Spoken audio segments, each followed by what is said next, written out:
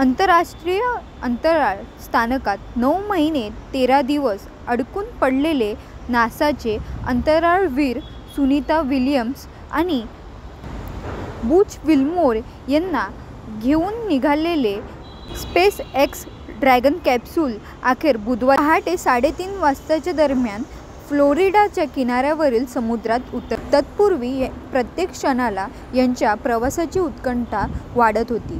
सुनीता आणि बुच यांच्याबरोबर आंतरराष्ट्रीय अंतराळ स्थानकात उपस्थित असलेले क्रू 9चे आणखी 2 अंतराळवीर ग्रेग आणि अलेक्झांडर गोर्बुनोव्ह यांनीही मंगळवारी अंतराळ स्थानक सोडले.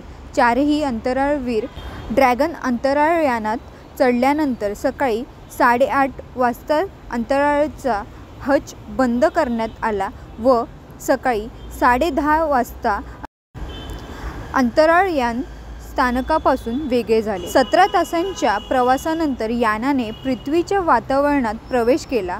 पहाटे 3:30 वाजता यानामधून 4 पॅराशूट उडवण्यात आले. त्यानंतर निर्धारित वेळात यशस्वी लँडिंग झाले.